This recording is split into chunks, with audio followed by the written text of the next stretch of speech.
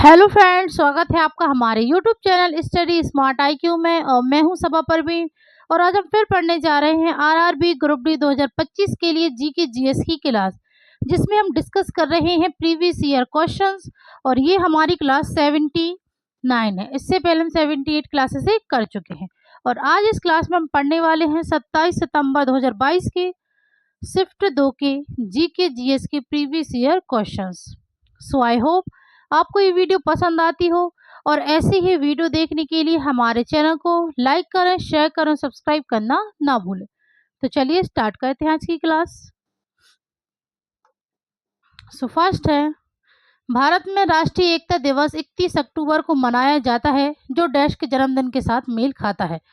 तो राष्ट्रीय एकता दिवस, ठीक है, 31 अक्टूबर को मनाया जाता है और यह किसके जन्मदिन के साथ मेल खाता है? ठीक है, सरदार वल्लभ भाई पटेल, डॉक्टर बी.आर. अम्बेडकर, जवाहरलाल नेहरू या इंदिरा गांधी।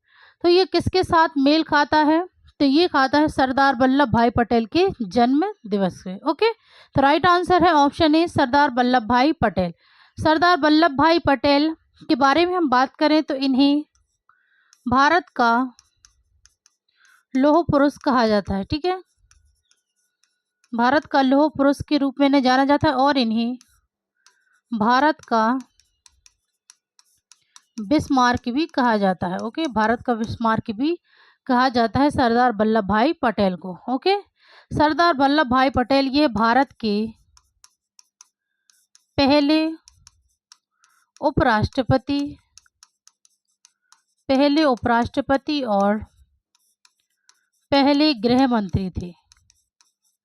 ठीक है, पहले उपराष्ट्रपति और पहले गृह मंत्री थे सरदार वल्लभ भाई पटेल।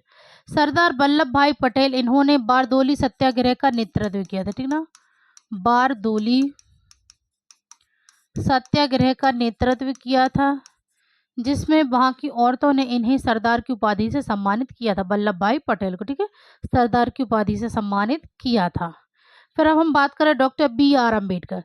तो डॉक्टर बी.आर. अम्बेडकर का जन्म दिवस कब रहता है? तो ये रहता है 14 अप्रैल को। ठीक है, इस दिन इसे भीम जयंती के रूप में मनाया जाता है। ठीक है ना, भीम जयंती के रूप में मनाया जाता है।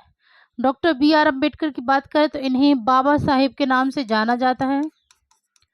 बाबा साहेब के नाम से इन्हें जाना जाता है और यह भारत के पहले कानून एवं न्याय मंत्री थे। भारत के पहले कानून एवं न्याय मंत्री थे doctor B R. Ambedkar. B R. Ambedkar इन्हें प्रारूप समिति का अध्यक्ष थे। ठीक है ना, प्रारूप समिति के अध्यक्ष थे और इन्हें भारतीय संविधान का जनक भी माना जाता था। ओके, फिर बात करें जवाहरलाल नेहरू। तो इनका जन्म दिवस 14 नवंबर को मनाया जाता है। ठीक है, इस दिन इसे बाल दिवस के रूप में मनाया जाता है। बाल दिवस के रूप में मनाया जाता है, यानी चिल्ड्रंस डे के रूप में मनाया जाता है जवाहरलाल नेहरू का जन्म दिवस। ठीक है, 14 नवंबर को। ओके, फिर है जवाहरलाल नेहरू की बात करें तो इन्हें बच्चे प्यार से चाचा नेहरू कहते थे। ठीक है, चाचा नेहरू के नाम से इन्हें जाना जाता था, जवाहरलाल नेहरू को। और ये भारत के पहले प्रधानमंत्री थे और सबसे लंबा कार्यकाल इनका ही रहा था, जवाहरलाल नेहरू का। फिर बात करें इंदिरा गांधी। तो इनका जन्म दिवस मनाया जाता है 19 नवंबर को। ठीक है, 19 नवंबर को इनका जन्म दिवस मनाया जाता है। फिर बात करें इंदिरा गांधी के बारे में तो ये भारत की और अब तक की एकमात्र महिला प्रधानमंत्री थी। ठीक है ना, भारत की और अब तक की एकमात्र महिला प्रधानमंत्री थी। ठीक है ना, इंदिरा गांधी। ओके, चलिए तो अब हम आगे बढ़ते हैं, नेक्स्ट क्वेश्चन करते हैं। सो नेक्स्ट है, भारत में गृह नियम लीग की स्थापना भारतीय राष्ट्रवादी बाल गंगाधर तिलक और भारतीय स्वतंत्रता सेनानी डैश ने सितंबर 1916 में मद्रास में की थी, जिसका उद्देश्य भारत में स्वशासन प्राप्त करना था। ठीक है, तो भारत में सबसे पहले गृह नियम लीग यानी कि होम रूल लीग की स्थापना किसने की थी? तो ये की थी बाल गंगाधर तिलक ने 1916 में बेलगांव पुणे में। ठीक है, फिर उसके बाद इसकी शुरुआत किसने की थी, स्थापना? तो ये की थी एनी बेसेंट ने। ठीक है, तो राइट आंसर है ऑप्शन डी, एनी बेसेंट ने सितंबर 1916 में मद्रास में की थी इन्होंने होम रूल लीग की स्थापना। ओके, हम यहाँ पे एनी बेसेंट की बात करें तो एनी बेसेंट ये है आईएनसी की पहली महिला अध्यक्ष थी। ठीक है ना, आईएनसी की पहली महिला अध्यक्ष थी। और ये कब बनी थी अध्यक्ष? तो ये बनी थी 1917 में कलकत्ता अधिवेशन में।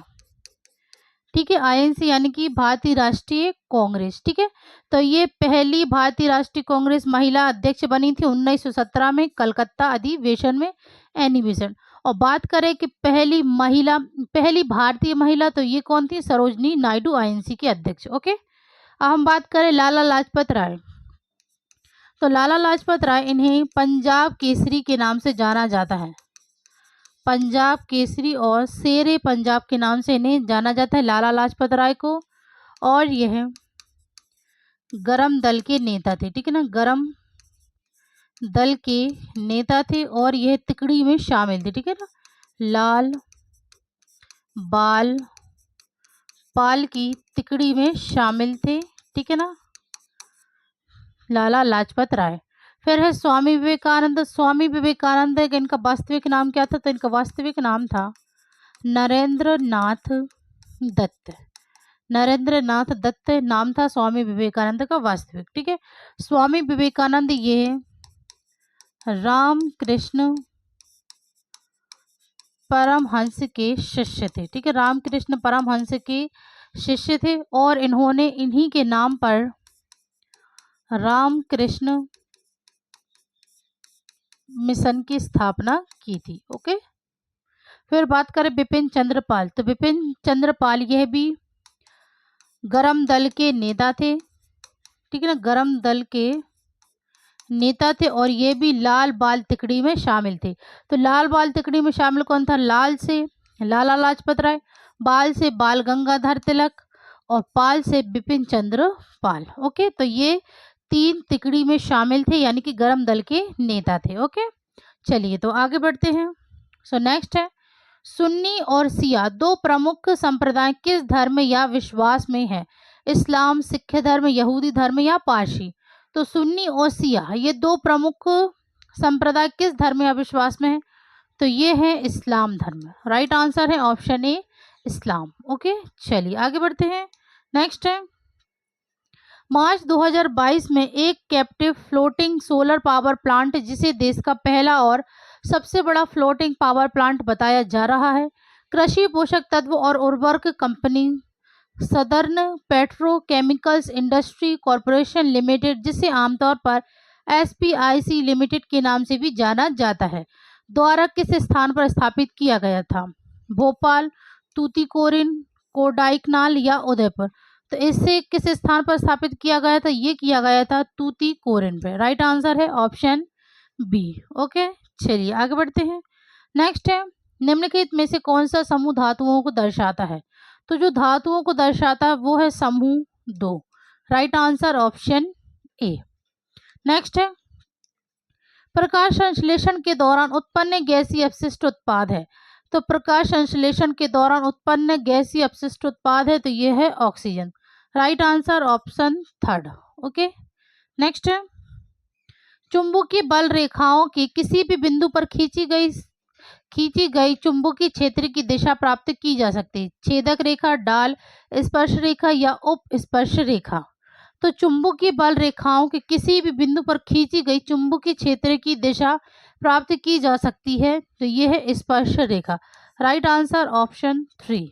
ओके, नेक्स्ट है राज्यसभा के पदेन सभापति कौन थे? भारत के उपराष्ट्रपति, राष्ट्रपति, गृह मंत्री या प्रधानमंत्री? तो राज्यसभा के पदेन सभापति ये हैं भारत के उपराष्ट्रपति। Right answer option 1। नेक्स्ट है 8वीं पंचवर्षीय योजना के दौरान भारत के प्रधानमंत्री कौन थे? मनमोहन सिंह, चंद्रशेखर, राजीव गांधी, पीवी नरसिम्हा राव? तो 8वीं पंचवर्षीय योजना के दौरान भारत के प्रधानमंत्री ये थे PV Narasimha Rao. Right answer option 4। Next है सामान्य सूत्र CnH2n-2 किसका निरूपण करता है? एल्काइन, एल्कीन, एल्केन या अचक्रीय यौगिक। तो सामान्य सूत्र CnH2n यह किसका निरूपण करता है? तो ये करता है एल्काइन का। Right answer option 1। नेक्स्ट है, गोलीय दर्पण द्वारा प्रकाश के परावर्तन के संबंध में कौन सा कथन सही है? पहला है, एक उत्तल दर्पण अपने मुख्य अक्ष के समानांतर आपतित प्रकाश की किरणों को अपसारी करता है। तो ये कथन गलत है। फिर है, एक अवतल दर्पण अपने मुख्य अक्ष के समानांतर आपतित प्रकाश किरणों को अभिसारित करता है। तो यह सही है। फिर है, उत्तल दर्पण वास्तविक और आभासी दोनों प्रकार के प्रतिबिंब बना सकते हैं। तो ये भी गलत है। फिर है, अवतल दर्पण वास्तविक और आभासी दोनों प्रकार के प्रतिबिंब बना सकते हैं। तो ये सही है। तो राइट आंसर है ऑप्शन केवल डी और बी और डी। तो राइट आंसर है ऑप्शन 4। ओके, तो राइट आंसर क्या होगा सही यहाँ पे? बी और डी। ठीक है, चलिए आगे बढ़ते हैं। नेक्स्ट है, ऋण की अवधि के दौरान बदलने वाली ब्याज दरों के लिए किस शब्द का प्रयोग किया जाता है? तो ऋण अवधि के दौरान बदलने वाली ब्याज दरों के लिए किस शब्द का उपयोग किया जाता है? तो ये किया जाता है फ्लोटिंग दर का। राइट आंसर है ऑप्शन 4। नेक्स्ट है, शॉर्ट सर्किट में धारा। तो शॉर्ट सर्किट में धारा अत्यधिक बढ़ जाती है। Okay, right answer option 1। Next है, कौन सा कोशिकांग कोशिका की आत्मघाती थैली के रूप में जाना जाता है? लाइसोसोम, माइटोकॉन्ड्रिया, सेंट्रोसोम या केंद्रक? तो कौन सा कोशिकांग जो कि कोशिका की आत्मघाती थैली के रूप में जाना जाता है? तो ये है lysosome. Right answer option 1। Next है, लैक्टिक अम्ल का एक प्राकृतिक स्रोत है, दही, टमाटर, सिरका या संतरा?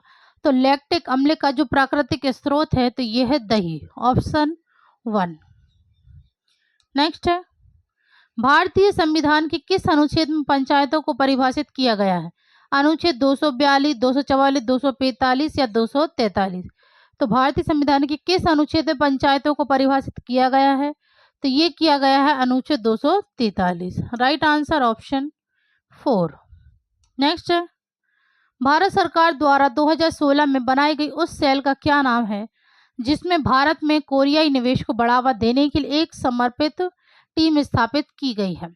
तो उस सेल का नाम है Korea plus. Right answer option 3। Next है, गलित अवस्था में कार्बन यौगिक विद्युत का चालन नहीं करते हैं क्योंकि? तो गलित अवस्था में कार्बन यौगिक विद्युत का चालन नहीं करते हैं क्योंकि कार्बन यौगिकों में बंधन में किसी भी आयन का निर्माण शामिल नहीं होता है। राइट आंसर है ऑप्शन 1। नेक्स्ट है, निम्नलिखित तत्वों को परमाणु संख्या के बढ़ती क्रम में व्यवस्थित करें। BNEKO। तो जो तत्व है परमाणु संख्या के, इन्हें बढ़ती क्रम में व्यवस्थित करें। तो इसका राइट आंसर होगा BONEK। Right answer option 4। Next है, कृत्रिम गुर्दे का उपयोग करके नाइट्रोजन युक्त अपशिष्ट को समाप्त करने की प्रक्रिया को डैश कहा जाता है? तो कृत्रिम गुर्दे का उपयोग करके नाइट्रोजन युक्त अपशिष्ट को समाप्त करने की प्रक्रिया को कहा जाता है hemodialysis. Right answer option 4, hemodialysis. Next, Bharat में संघीय शासन प्रणाली का निम्नलिखित में से कौन सा परिणाम है? सरकार की 3 अंगीय विधायक, कार्यपालिका और न्यायपालिका, प्रधानमंत्री के नेतृत्व में मंत्रिपरिषद, राज्य के साथ साथ अन्य व्यक्तियों के विरुद्ध व्यक्तियों की अधिकार, या बहुस्तरीय सरकार, केंद्र, राज्य और स्थानीय। तो जो भारत में संघीय शासन प्रणाली का परिणाम है तो ये है बहुस्तरीय सरकार, केंद्र, राज्य और स्थानीय। राइट आंसर है ऑप्शन 4। नेक्स्ट है, दोपहर में लू नामक शुष्क और गर्म हवाएं किस मौसम में चलती हैं? मानसून के पीछे हटने के मौसम, गर्मी का मौसम, सर्दी का मौसम या दक्षिण पश्चिम मानसून का मौसम? तो दोपहर में लू नामक शुष्क गर्म हवाएं ये किस मौसम में चलती है? तो ये चलती है गर्मी का मौसम। ओके, राइट आंसर है ऑप्शन 2। नेक्स्ट, दी गई अभिक्रिया रासायनिक अभिक्रिया में कैथोड के पास कौन सा उत्पाद बनता है? 2NaCl + 2H2O arrow 2NaOH + H2 plus Cl2। तो इस रासायनिक अभिक्रिया में कैथोड के पास कौन सा उत्पाद बनता है? तो कैथोड के पास बनता है NaOH प्लस और NaOH और H2। Okay, right answer option 1।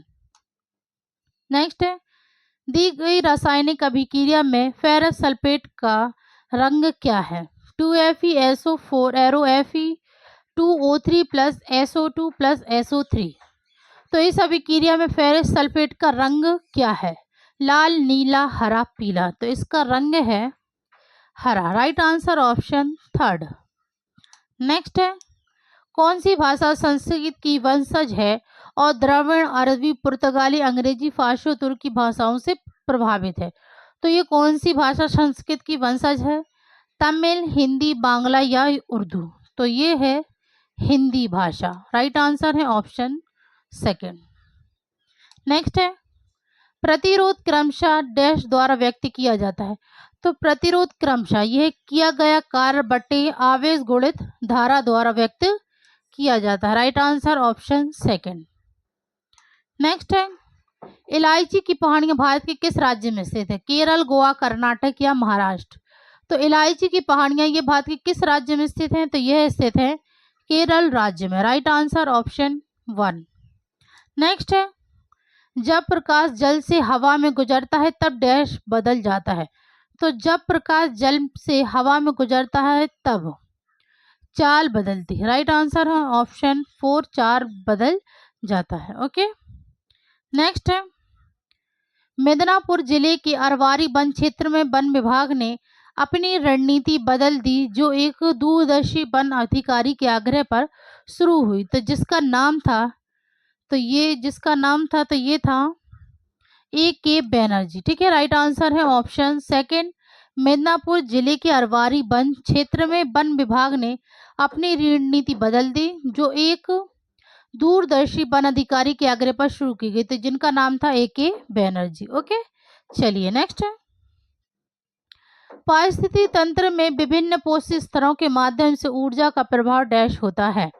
तो पारिस्थितिकी तंत्र में विभिन्न पोषक स्तरों के माध्यम से ऊर्जा का प्रभाव प्रत्येक उच्च पोषी स्तर के साथ घटता हुआ। Right answer option 4। नेक्स्ट है, 1 मार्च 2022 को राष्ट्रीय बाल अधिकारी संरक्षण आयोग ने अपना डैश स्थापना दिवस मनाया है?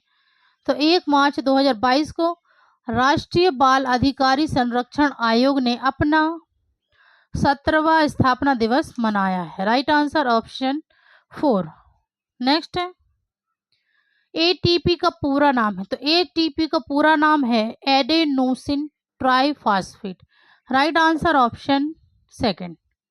नेक्स्ट है, अपनी कम प्रतिरोधकता के कारण कॉपर का उपयोग डैश में किया जाता है?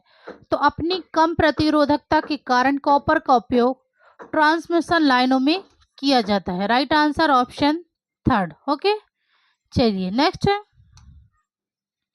दी गई अभिक्रिया डैश का एक उदाहरण है? Zn plus CuSO4 arrow ZnSO4 plus Cu।